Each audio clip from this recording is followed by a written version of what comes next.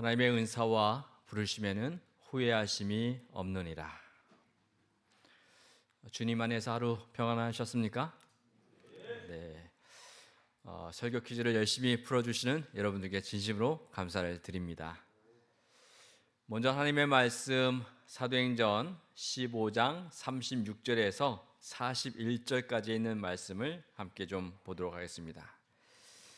짝수절은 제가 읽고 홀수절은 여러분이 한 목소리로 읽어주시면 감사하겠습니다. 이 말씀을 읽을 때 하나님의 음성을 듣게 되길 간절히 소망합니다. 36절입니다.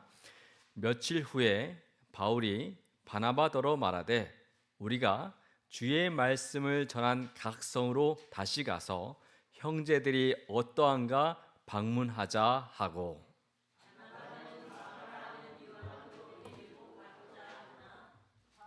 바울은 밤빌리아에서 자기들을 떠나 함께 일하러 가지 아니한 자들을 데리고 가는 것이 옳지 않다 하여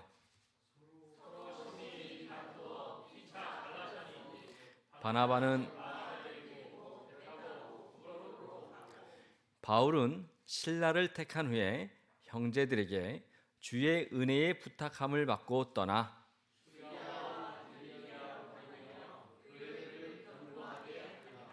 아멘. 예, 내가 앉은 교회 한 자리라는 표성수 교수님이 지은 시를 좀 여러분들에게 읽고 시작하기를 원합니다.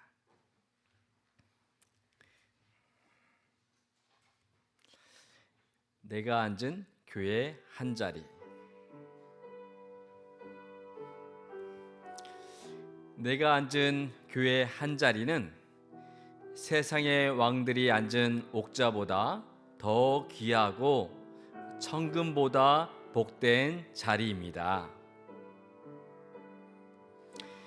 내가 앉은 교회 한 자리는 하늘 말씀 뚝뚝 떨어지는 만나 받아 먹고 영원 배불러 은혜 충만 감사하는 자리입니다.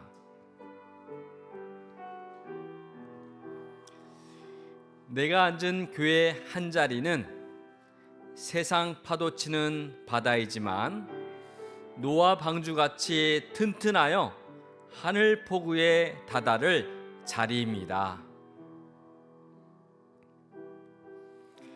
내가 앉은 교회 한 자리는 마음속에서 우러나오는 구원의 기쁜 찬미를 크게 부르는 감격의 자리입니다. 내가 앉은 교회 한 자리는 우리 사는 근역 땅을 오롯이 수십 년 동안 지켜주신 은혜의 자리입니다.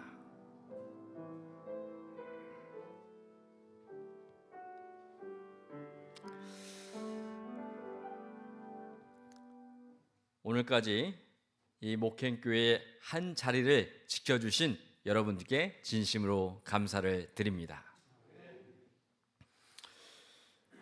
교회에 연결된 사람은 생기를 얻고 살아남을 여러분 믿으십니까? 또 교회와 단절된 사람은 방황하고 시들어 결국 죽어감을 여러분 믿으십니까? 하나님은 이 교회를 통하여 하늘과 땅에 충만한 것으로 먹이실 줄 믿습니다. 그리고 믿음의 가족들을 한 분 한 분 세워주시고 또한 한 분 한 분 보호하여 주시고 하나로 묶어주시고 하늘까지 전진해 주실 줄 믿습니다. 오늘 이 교회를 향하여 오신 여러분의 발걸음이 세상의 어느 휴양지를 찾는 것보다 밝고 기쁨이 넘치게 할 줄 믿습니다. 오늘 이 시각 우리 이 목행교회에 앉아 계신 여러분 한 분 한 분은 참으로 복받은 사람인 것 같습니다. 저를 좀 따라해 주시겠습니까? 나는 복받았습니다. 예, 나만 복받으면 안 되겠죠? 옆에 있는 분 보시면서 이름을 불러주시면서 복받았습니다라고 한번 이야기해 주시겠습니까? 우리 이진선 목사님 복 받았습니다. 네. 예. 오늘도 하나님께서 주시는 넘치는 축복을 받게 되길 간절히 소망합니다. 저는 오늘 세 번째 시간으로 든든히 세우시는 교회라는 제목으로 말씀을 좀 나누길 원합니다. 오늘 본문의 말씀은 조금 전에 읽은 것처럼 사도행전 15장 36절에서 41절입니다. 오늘 성경의 본문의 말씀을 가지고 저는 네 가지 관점을 좀 살펴보기를 원합니다. 첫째, 오늘 본문 속에서 있는 문제가 무엇인지 좀 한번 여러분 살펴보시면 좋을 것 같습니다. 아울러 지금 이 세상 속에 있는 문제를 좀 한번 살펴보겠습니다.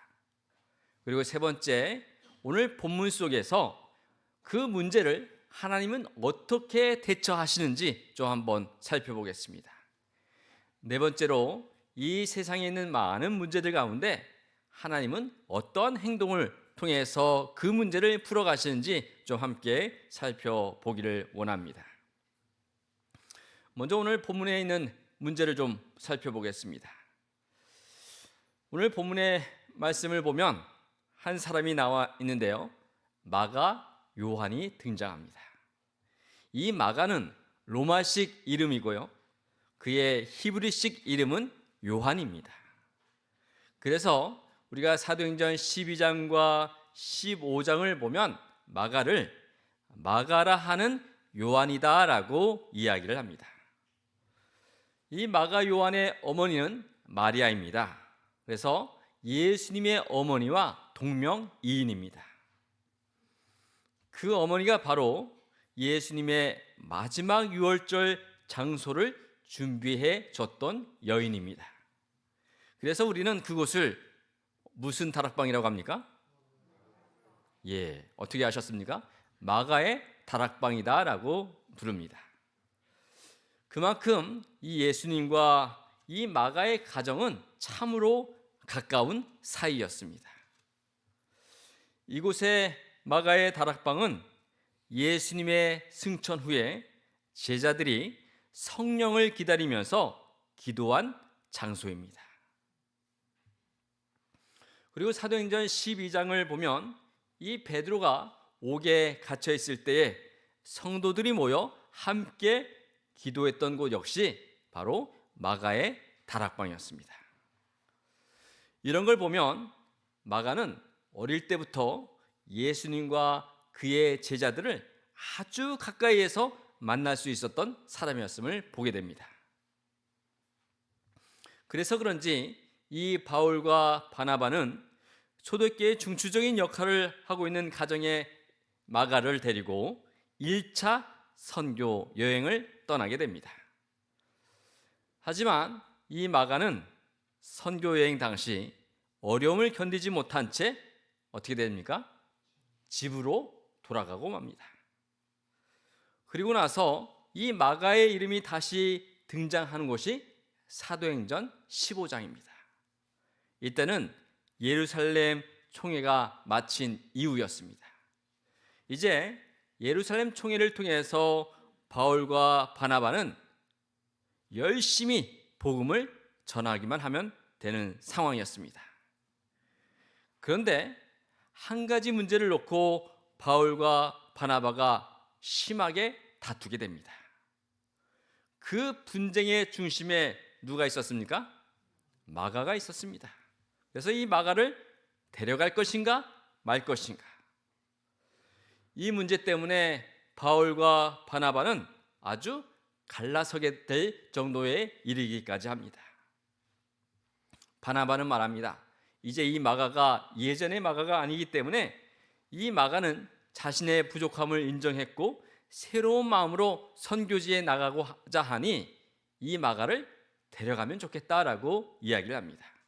그러면서 마가에게 한 번 더 기회를 주자라고 이야기를 하죠. 하지만 바울은 이렇게 생각이 달랐습니다.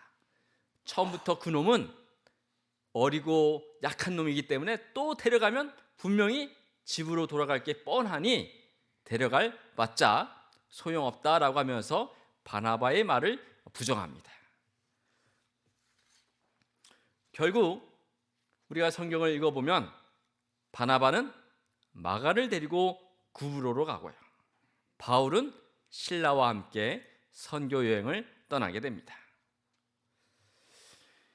마가로 인해서 바울과 바나바의 다툼이 있었던 것처럼 교회 안에서도 하나님의 사업을 하다 보면 서로 의견이 맞지 않고 갈등하고 다툼이 발생할 수 있습니다. 우리도 가정에서나 또는 교회 안에서 의견이 맞지 않아서 갈등과 다툼을 경험합니까? 예, 참으로 많은 경험을 합니다. 제가 충북 사람인데요, 여기 오기 전에 안면도에서 목회를 했는데요, 처음에 안면도에 가서 이 직원의 일을 하는데요, 문화 충격을 받았습니다. 두 분이 의견을 제시하는데 목소리가 워낙 커서 두 분이 싸우시는 줄 알았습니다. 그리고 내일은 영영 보지 않을 것 같이 보였습니다. 그런데 그 다음날 아무렇지도 않은 듯이 두 사람이 또 사이좋게 지내는 겁니다. 이런 갈등과 다툼을 통해서 가정이나 교회는 큰 위기를 경험합니다. 교회를 파괴하는 사탄의 전략 7가지라는 내용이 있습니다. 에드먼스 목사님이 이렇게 제안을 하는데요, 교회를 파괴하는 사탄의 7가지 전략은 첫 번째, 교회 분쟁입니다. 사탄은 이 교회의 사역에 대해서 논하며 의견 충돌이 생기도록 하는 것을 즐깁니다. 그래서 예를 들어서 교회 페인트 색깔을 칠하는데 한 분은 흰색으로 하자고 하고 한 분은 다른 색깔로 하자고 해서 페인트 때문에 싸우게 되고요, 또 어떤 분들은 바닥을 깔 때 나무색으로 하자고 하고 또 다른 색깔로 하자고 하는 걸로 싸우기도 하고요. 이렇게 논쟁하는 것을 이 사단이 너무너무 좋아한다는 것입니다. 또 어떨 때는 예배 순서로 인해서 충돌이 일어나기도 합니다. 또 어떤 경우에는 성만찬 예식을 하는데 그것에 대해서 또 논쟁을 하는 경우를 보았습니다. 두 번째, 사탄의 전략은 교회 직원과 교회 봉사자들의 탈진입니다. 사탄은 교회 봉사자들과 교회 직원들, 특별히 목회자가 탈진하는 것을 즐겨 사용합니다.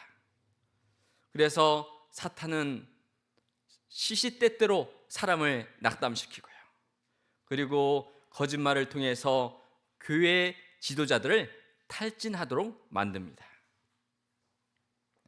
세 번째 전략은 소문을 퍼뜨리는 것입니다. 사탄은 소문을 퍼뜨려 교인들 간의 불화를 조장합니다.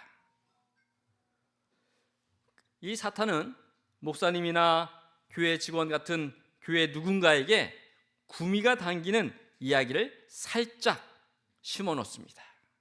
그리고 그것들이 정말 빨리 퍼지도록 애를 씁니다. 물론 이러한 소문들을 퍼지면서 더욱 부풀려지고요, 또 사탄은 이것을 보면서 매우 좋아합니다. 네 번째, 교회를 파괴하는 사탄의 전략은 분주함입니다. 사탄은 교인들이 분주하고 산만하게 만드는 것을 즐겨합니다. 이러한 분주함은 하나님의 나라의 사역과는 하등의 관련이 없습니다. 단지 분주함으로 스스로가 내가 하나님의 일을 했구나 라고 하는 성취감은 갖게 만듭니다. 그래서 우리 교인들을 너무 분주하게 만들므로 복음을 나눌 시간을 만들어주지 않습니다. 또 사탄은 조금이라도 바쁘지 않으면 왠지 죄책감이 들게 만듭니다. 야, 교회 장로인데, 교회 집사인데 이렇게 한가해서 되겠어? 하면서 왠지 바쁘지 않으면 내가 하나님께 죄를 짓고 있구나라는 생각을 들게 합니다. 결국 그렇게 해서 탈진되도록 해서요, 모두 공멸하게 만듭니다. 다섯 번째로는 거짓말입니다. 사탄은 종종 농담 반 진담 반식의 거짓을 통해서 교회를 분열시킵니다. 물론 이러한 사실들이 뻔한 거짓말임을 알고 있지만 이런 사실이 발견되기 전 이미 치명적인 상해를 입게 만듭니다. 그래서 사탄은 거짓 교사들을 위장할 만큼 아주 똑똑합니다. 여섯 번째로는 소문들입니다. 사탄은 교회에 이야기거리를 만드는 것을 참 좋아합니다. 이로 인해서 교회가 갈라지고요, 또 교회가 파괴되도록 만듭니다. 그것이 하나님의 소명과 사역을 파괴한다면 사탄은 더욱더 열심을 낼 것입니다. 일곱 번째로는 결혼과 가정 불화입니다. 사탄은 이 관계를 파괴하는 것을 너무너무 좋아합니다. 특별히 사탄은 가정 불화가 일어나는 것을 최고 좋아한답니다. 가족들이 싸우게 하고요, 또 교회에 와서 믿음의 가족들이 싸우도록 충동질을 합니다. 사탄은 지금도 우리의 가정을, 우리 교회를 공격하며 늘 갈등과 분열을 조장하고 있음을 여러분 기억하시길 바라겠습니다. 가정이나 교회는 갈등하는 세상 한가운데 존재하고 있습니다. 그런데 이 적절한 갈등 처리 능력은 그 교회의 가장 큰 자산 중에 하나가 되는 것입니다. 그래서 갈등이 일어났을 때 그 교회가 어떻게 대처하느냐, 그것이 그 교회의 건강한지 건강하지 않은지를 보여주는 것입니다. 우리가 비행기를 타면 비행기가 그냥 갈까요? 조종사들에 의해서 움직입니다. 근데 이 비행 중에 조종사들이 가장 중요하게 여기는 기능이 있다고 합니다. 바로 이 비행사 조종사들이 가장 중요하게 생각하는 한 단어는 바로 협동이라고 합니다. 조종사와 부조종사, 그리고 자동 조종 장치가 끊임없이 협동 관계를 유지해야만 비행기가 뜨고 내리고 안전하게 운행이 가능한 것입니다. 그렇지 않다면 언제든지 문제가 발생할 수 있습니다. 이런 것을 보면 우리 가정이나 교회에서도 협동 관계가 정말 중요함을 느끼게 됩니다. 이 시대에 신실한 그리스도인들이 대면하고 있는 주요 문제는 갈등이 발생했을 때 이것을 얼마나 건설적으로 처리하느냐에 따라서 그 교회가 건강하냐 건강하지 않다는 거죠. 그런데 안타깝게도 우리는 갈등이 생기면 그것을 제대로 해결할 수 없음을 보게 됩니다. 우리는 누군가와 늘 의견이 대립될 때가 있음을 기억해야겠습니다. 그런데 우리가 누군가와 의견이 대립될 때요, 내 생각과 다르면, 그리고 내 생각과 같으면 그 생각 먼저 한다는 것입니다.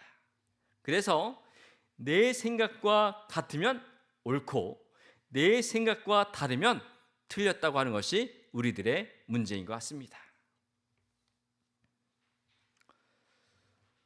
오늘 성경 본문에서 바울과 바나바가 싸우고 갈라진 것은 사실입니다. 하지만 우리가 성경을 자세하게 읽어보면 이 바울과 바나바는 각각 구브로와 수리아와 길리기아로 다니면서 교회를 굳게 세웠다라고 성경은 말씀하고 계십니다. 사도행전 15장 39절에서 41절에 있는 말씀을 읽겠습니다. 우리 함께 읽어보겠습니다. 시작.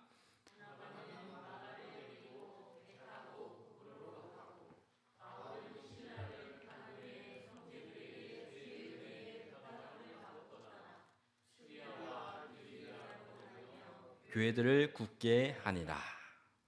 바나바와 바울이 싸웠는데요. 그 뒤에 어떻게 됐다고요? 이 바나바와 바울은 싸웠음에도 불구하고 그리스도의 정신으로 연합되었다는 사실을 여러분 기억하시길 바라겠습니다. 그리고 훗날 바울은 자기와 이 바나바 사이에 결별의 원인을 제공했던 마가 요한을 용서합니다. 그리고 그를 자신의 동역자로 삼게 됩니다. 디모데후서 4장 11절입니다. 내가 올 때에 마가를 데리고 오라. 저가 나의 일에 유익하니라. 바나바와 바울은 갈등을 했지만 그것으로 인해서 그들의 사역을 결코 중단하거나 포기하지 않았습니다. 하나님은 두 사람의 갈등과 결별로 인해서 하나님의 일이 지연되거나 중단되지 않도록 역사하셨습니다.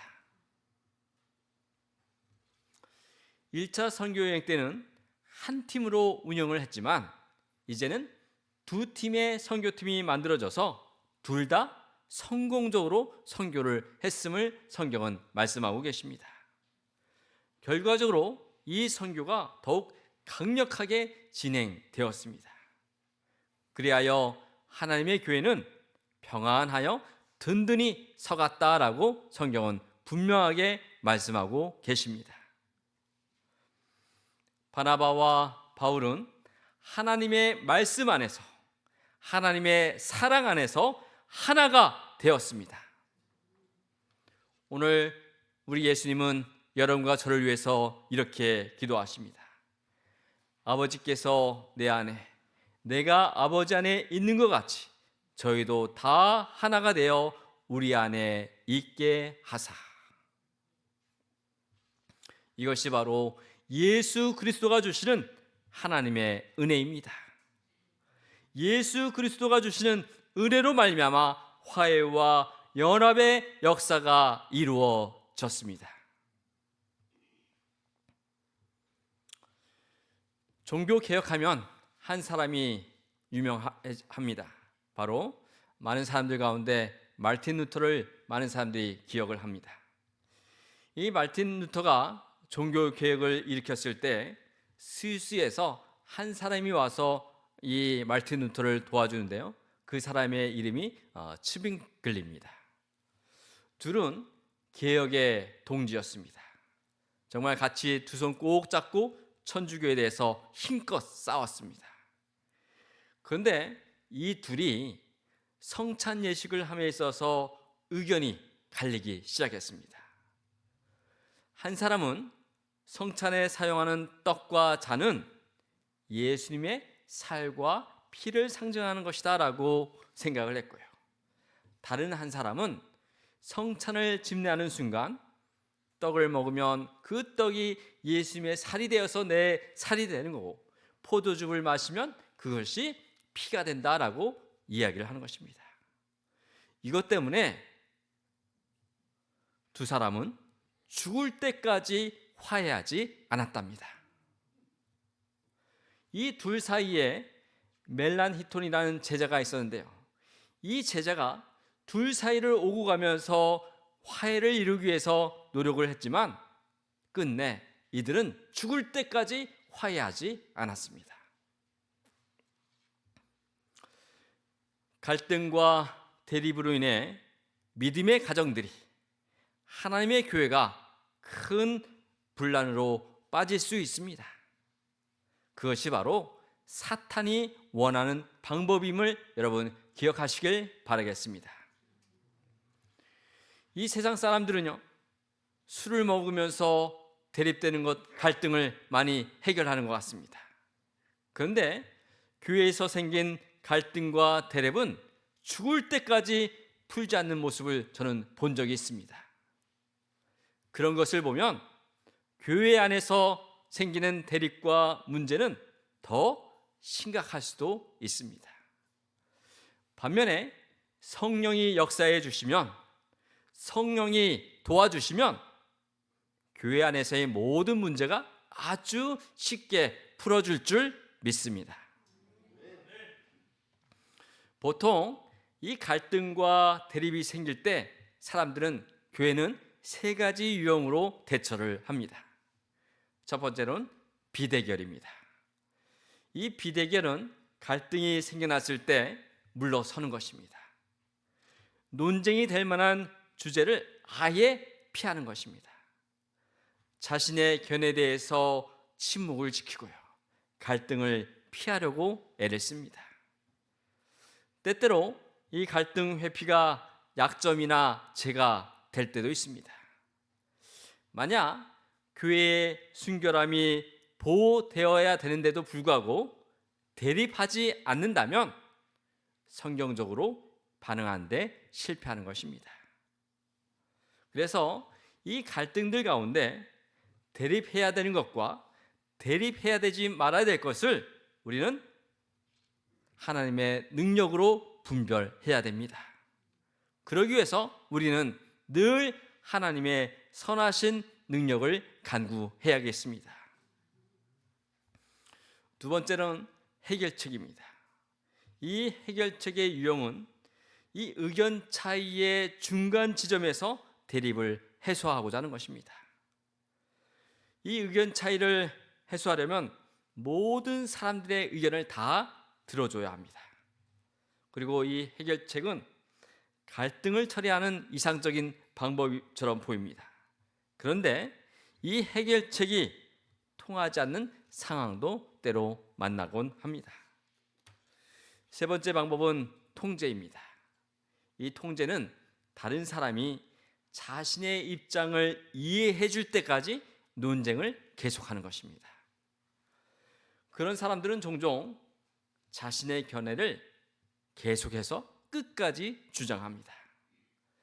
자신의 의견을 강하게 주장하고 또 의견이 일치하지 않을 때도 자신의 견해를 결코 굽히질 않습니다. 제가 아는 지인이 한 분 계시는데요, 이분은 정말 끝까지 자신의 의견을 주장합니다. 그래서 결국은 상대방이 두 손 두 발 다 들게 만듭니다. 그래서 자신의 의견이 관철될 때까지 밤을 샙니다. 그래서 그 사람이 아예 두 손 두 발 들면 그때 끝납니다. 이 방법은 대단한 주의가 요구되기 때문에 반드시 성숙하고 영적인 성도들만 감당해야 됩니다. 이 통제의 갈등 해결 방법이 더 필요할 때일수록 우리는 하나님께 순종하며 나가고 있는지 확인해야 합니다. 이 갈등 상황에서 우리는 갈등을 건설적으로 해결할 수도 있고요, 또한 파괴적으로 해결할 수도 있습니다. 갈등들이 우리의 시간과 힘과 비전을 모두 장악하고 있다면 우리는 그것이 더 파괴적으로 갈등을 치료하고 있다라고 생각하면 되는 것입니다. 그런 것을 보면 이 교회를 파괴시키기를 좋아하는 사탄이 늘 승리하는 것처럼 보입니다.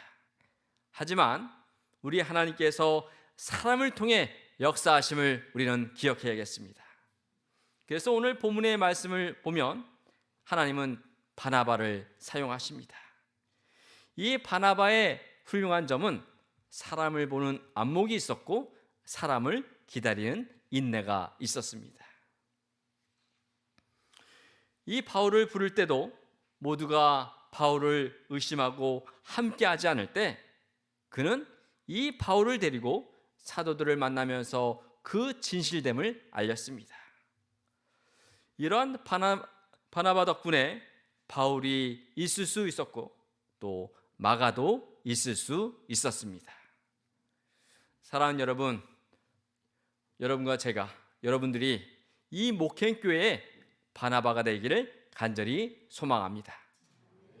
저를 따라해 주십시오. 나는 목행교회의 바나바가 되자. 사람들의 갈등과 대립으로 인해서 하나님의 사업이 하나님의 교회가 위축되고 분열되는 것 같이 보일 때가 참 많습니다. 하지만 하나님의 계획은 결코 실패하지 않으심을 여러분 기억하시길 바라겠습니다. 어제 제가 잠깐 이 산성동교회 건축 이야기를 말씀을 드렸는데요. 제가 2017년 3월에 산성동교회 부임을 했습니다. 저는 이 교회 건축과는 아무 상관이 없는 것처럼 지냈는데요. 근데 그때 한 7월쯤에 수석장로님께서 이 산성동교회 교인이 많아져서 교회를 건축해야 된다라고 말씀을 하신 겁니다. 그러면서 저에게 어떻게 할 거냐라고 물으셨습니다. 그래서 제가 첫 번째로는 우리 장로님과 장로님 사모님들과 함께 기도를 하면 좋을 것 같다라고 제안을 드렸습니다. 그래서 먼저 우리 장로님들과 기도회를 했습니다. 기도회를 하면서 우리가 왜 교회를 건축해야 되고 어떤 방식으로 건축을 해야 되는지 우리가 함께 기도회를 갖게 됐습니다. 그 기도회 후에 우리가 전 교인이 함께 또 20일 동안 작정 기도회를 진행했습니다. 그래서 새벽 5시에 그리고 밤 8시에 교회에 모여서 함께 기도회를 하고요. 그리고 릴레이 금식 기도회를 진행하기 시작했습니다. 근데 놀랍게도 9개월 만에 건물을 구입하고 리모델링하고 교회 이전을 하고 모든 일들을 마칠 수가 있었습니다.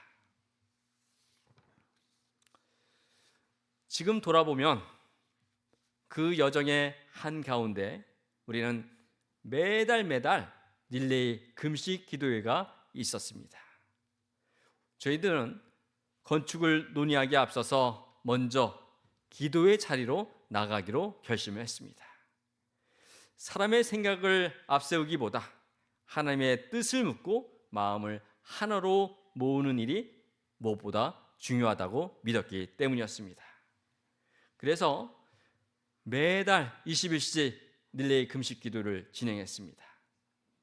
그러면서 그 과정 9개월 동안에 건물을 구입해서 리모델링하고 입주하는 과정에 하나님의 정말 놀라운 섭리를 경험하게 됩니다. 무엇보다도 그 과정 속에서 정말 많은 어려움들이 있었습니다.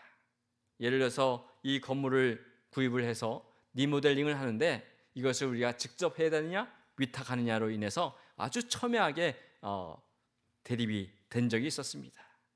그때 우리가 회의를 하는 것이 아니라 기도회를 진행했습니다. 그때 모든 문제가 다 해결되었습니다. 그리고 또 이 건물을 구입하면서 저희들이 한 4억 원의 대출을 받았는데요. 이 대출을 어떻게 갚는 그것에 대해서 교인들이 또 대립하고 갈등하게 되었습니다. 그것 역시 저희들이 기도함으로 그 모든 문제가 해결되었습니다. 이 릴레이 금식 기도회는 우리 공동체를 감싸주는 든든한 울타리가 되었음을 고백합니다. 기도 속에서 우리는 각자의 주장보다 하나님의 인도를 먼저 바라보게 되었고요. 분열의 길이 아니라 연합의 길을 선택할 수 있었습니다.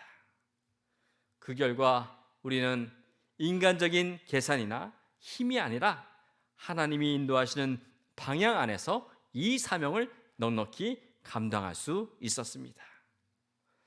이 경험을 통해서 저는 분명히 한 사실을 깨닫게 되었습니다. 교회를 세우는 일은 건물을 세우는 문제가 아니라 기도 위에 공동체를 세우는 일이 더 중요함을 깨닫게 되었습니다.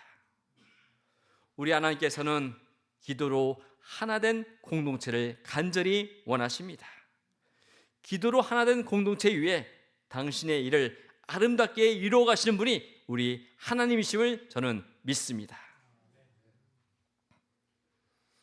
우리가 교회 일을 하다 보면 또 하나님의 일을 하다 보면 갈등이 있을 수 있음을 여러분 기억하시길 바라겠습니다. 그렇다고 해서 하나님의 일이 결코 멈춰지지는 않습니다. 교회 안에서 하나님의 사업을 하다 보면 서로 의견이 맞지 않아 갈등하고 다툼이 발생할 수 있습니다. 그런데 이때 우리의 생각, 우리의 경험이 아니라 하나님의 방법으로, 하나님의 말씀으로 해결하면 정말 좋겠습니다.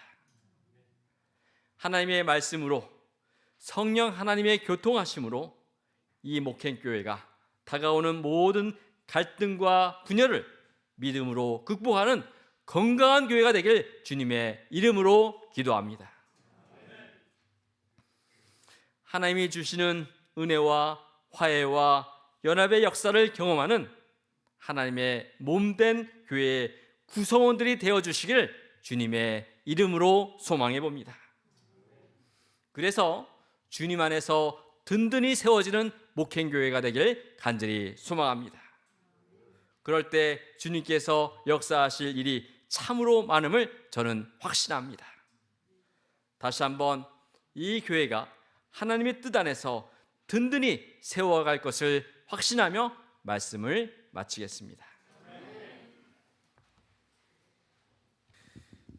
사랑이 많으신 아버지 하나님, 가정 안에서, 교회 안에서 서로 의견이 맞지 않아 갈등하고 다툼이 발생합니다. 특별히 교회 안에서 하나님의 사업을 할 때 서로 의견이 맞지 않아 갈등하고 다툼이 발생됨을 우리 모두가 경험했습니다. 주님, 주의 은혜가 다시 한번 필요됨을 고백합니다. 주의 성령의 역사가 우리 마음에 임하여 주시옵소서. 하나님이 주시는 은혜로 화해와 연합의 역사를 경험하는 우리 목행 믿음의 가족들 되게 도와주시고 하나님의 몸된 교회가 되어서 주님 안에서 든든히 세워지는 2026년도가 되게 도와주시옵소서. 하나님의 놀라우신 역사를 간구드리며 예수님의 이름으로 기도합니다.